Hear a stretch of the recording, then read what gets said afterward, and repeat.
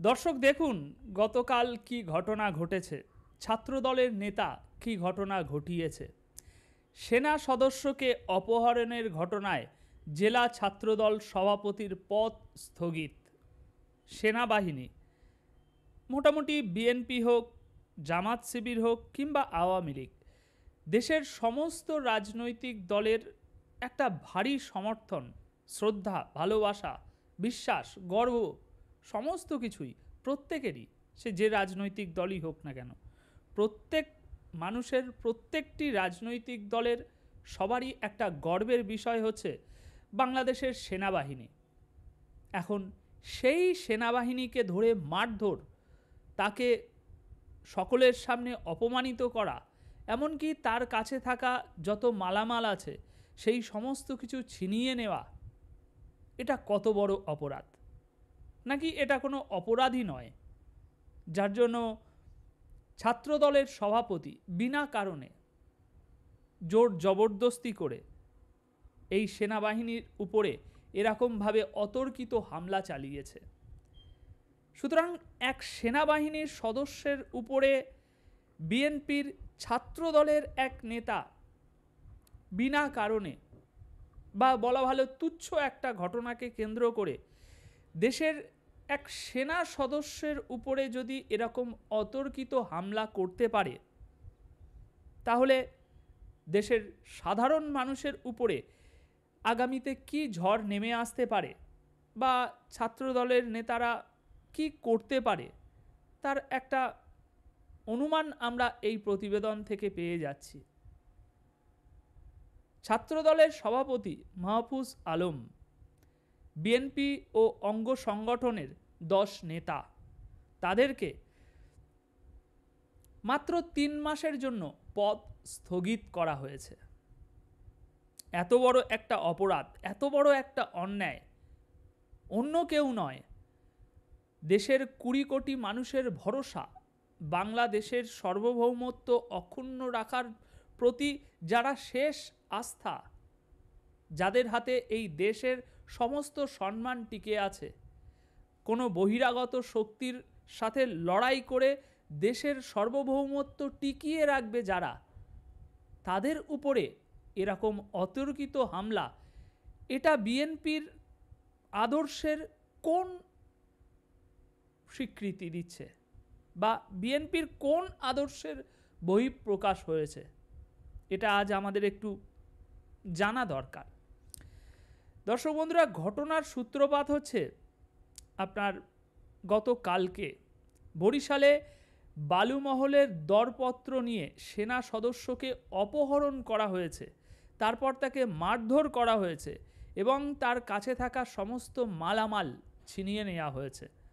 তার কাছে থাকা মালামাল বলতে হয়তো সোনার চেন, আংটি কিংবা পকেটের মানিব্যাগ, মোবাইল ফোন, এরকম ধরনের সাধারণত মানুষের কাছে যে মালামাল থাকে সেই সমস্ত কিছু ছিনিয়ে নেওয়া হয়েছে।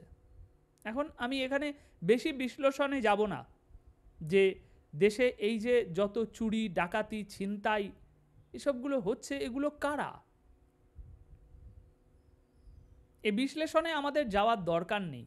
কারণ বিএনপির ছাত্রদলের একজন নেতা যদি সেনা সদস্যের এইভাবে মালামাল লুটপাট করে নিতে পারে, তাকে অপহরণ করতে পারে, তাহলে সারা দেশে যে সাধারণ মানুষের বাড়িঘর লুটপাট হচ্ছে, রাস্তায় বেরোলে হামলার শিকার হচ্ছে, ছিচকে চোর এসে মোবাইল মানিব্যাগ ছিনিয়ে নিয়ে যাচ্ছে, চলতি বাসে ডাকাতির ঘটনা ঘটছে, এগুলো কারা করছে সে বিষয়ে আর বিশ্লেষণে গেলাম না, কারণ এই একটা খবর আমাদেরকে অনেক কিছু বলে দিচ্ছে। এখন জেলা ছাত্রদলের সভাপতি মাহফুজ আলম ও বিএনপির অঙ্গ সংগঠনের 10 নেতার বিরুদ্ধে এই অভিযোগ উঠেছে যে ওই সেনা সদস্যকে অপহরণ করে তাকে মারধর করে তার মালামাল ছিনিয়ে নেওয়া হয়েছে। এখন এই ঘটনা ঘটার পর ব্যবস্থা কী নেওয়া হয়েছে শুনবেন। ব্যবস্থা নেওয়া হয়েছে গতকাল বৃহস্পতিবার সন্ধ্যায় ছাত্রদল কেন্দ্রীয় কমিটির দপ্তর থেকে এই মাহফুজ আলম এবং তার 10 নেতাকর্মীর সমস্ত পদ স্থগিত করা হয়েছে। প্রাথমিক সদস্য পদ সহ সাংগঠনিক পদ আগামী 3 মাসের জন্য স্থগিত করা হয়েছে। আগামী 3 মাসের জন্য। কেন্দ্রীয় বিএনপি সিনিয়র যুগ্ম মহাসচিব অ্যাডভোকেট রুহুল কবির রিজভির স্বাক্ষরিত চিঠিতে এই বিষয়ে জানানো হয়েছে। এখন ঘটনার সূত্রপাত কি সেটা যদি আমরা একটু দেখি, তাহলে সেটা হচ্ছে গত সোমবার 24শে মার্চ ছুটিতে বাড়ি আসে চাঁদপুরের মতলব উত্তর উপজেলার এক সেনা সদস্য। তার চাচার সঙ্গে বাড়ি আসার পর তার চাচার সঙ্গে বরিশাল সদরে বালু মহালর দরপত্র জমা দিতে গিয়ে অপহরণ ও মারধরের শিকার হয়েছেন। এরপর ওই ঘটনার পরের দিন মঙ্গলবার 25শে মার্চ ওই সেনা সদস্যের চাচা বরিশাল কোতোয়ালি মডেল থানায় একটি মামলা করেছে। আর তারপরেই পুরো বিষয়টি সামনে এসেছে। এখন রুহুল কবির রিজভী এবং দেশ নায়ক তারেক জিয়ার কাছে আমাদের সকলের একটা প্রশ্ন, এই যে সেনা সদস্যকে অপহরণ করে মারধর করা হলো, তার মালামাল ছিনিয়ে নেওয়া হলো বিনা কারণে, এখন এই ঘটনায় এই যে বরিশাল বিএনপি ও অঙ্গ সংগঠনের 10 নেতার প্রাথমিক সদস্য পদ সহ সব পর্যায়ের পদ 3 মাসের জন্য স্থগিত করেছে কেন্দ্র, তাই এটা কি যথেষ্ট, নাকি তাদের নেতাকর্মী বলে ব্যাস এতটুকুতেই জিনিসটা মিটমাট করে নেওয়া হচ্ছে? এখন এই সেনা সদস্যকে অপহরণ ও মারধর, মালামাল তার ছিনিয়ে নেওয়া, এই ঘটনায় এই 10 নেতার পদ স্থগিত করা হয়েছে। অর্থাৎ তারা এটা স্বীকার করে নিয়েছে যে তাদের নেতাকর্মীরা অন্যায়ভাবে দেশের একটি সেনা সদস্যের উপরে এইভাবে অতর্কিত হামলা করেছে, তাকে অপহরণ করেছে। এই দায় তারা স্বীকার করে নিয়েছে, যার জন্যই তাদের 10 জন নেতাকর্মীর পদ স্থগিত করেছে। কিন্তু আমাদের প্রশ্ন এটা যে একজন সেনা সদস্যের উপরে এরকম একটা অতর্কিত হামলা, এরকম একটা মানে অনাকাঙ্ক্ষিত ঘটনা ঘটালো আপনার দলের নেতাকর্মীরা, সেখানে তাদের কোনো শাস্তি হবে না, কোনো মামলা মোকদ্দমা হবে না, তাদের কোনো জেল হেফাজত হবে না, কেবল এই 3 মাসের সদস্য পদ স্থগিত করলেই কাজ হয়ে যাবে? 3 মাস পরে তো তারা আবার ক্ষমতায় এসে আবারও এই একই জিনিস করবে এবং আগের থেকে বেশি সাহস ও শক্তি নিয়ে করবে, কারণ তারা বুঝে গিয়েছে যে আমাদের দল, কেন্দ্র আমাদের বিষয়ে এরকম কোনো ঘটনাতে, এরকম কোনো ঘটনা বা এর থেকে বড় কোনো ঘটনা ঘটালে কেন্দ্র আমাদের উপরে তেমন কোনো ব্যবস্থা নেবে না। রীতিমতো আপনারা তো একটা ছাড়পত্র দিয়ে দিলেন যে সারা দেশে যুবদল, ছাত্রদলের নেতাকর্মীরা এরকমই ঘটনা ঘটিয়ে যাক।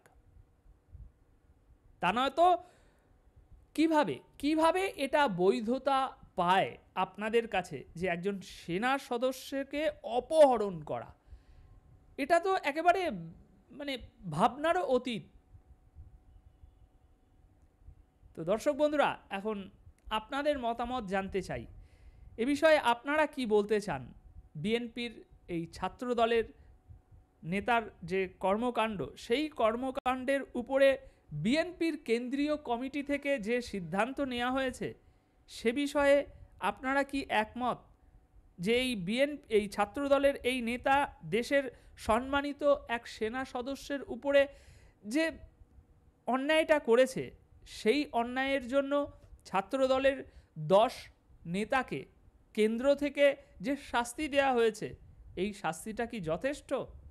কারণ আমরা ইতিমধ্যেই দেখেছি, আমি এখানে আওয়ামী লীগের নাম নিচ্ছি না, ইতিমধ্যেই দেখেছি যে বর্তমান সরকার বিরোধী, বা বিরোধী বলা ভুল, বর্তমান দেশের সাধারণ জনগণ বা সাধারণ এই বর্তমান সরকার বিরোধী কোনো নেতাকর্মী যদি ন্যূনতম একটা কিছু চুন থেকে পান খসার মতো ঘটনা ঘটিয়েছে, তাহলে সাথে সাথে তার নামে কোথা থেকে বিভিন্ন মামলা চলে আসছে এবং সোজা তাকে আদালত হয়ে জেলে ভরে দেয়া হচ্ছে। কিন্তু আজ এত বড় একটা অন্যায়, এত বড় একটা জোর জুলুম হয়ে গেল দেশের সেনা সদস্যের উপরে, সেখানে সারা ইউনূসের প্রশাসন থেকে শুরু করে আর বুদ্ধিজীবী মহল সকলে নীরব দর্শক হয়ে ঘটনাটি শুধু দেখল। এ বিষয়ে আপনাদের মন্তব্য অবশ্যই কমেন্ট বক্সে রেখে যাবেন। ধন্যবাদ সকলকে।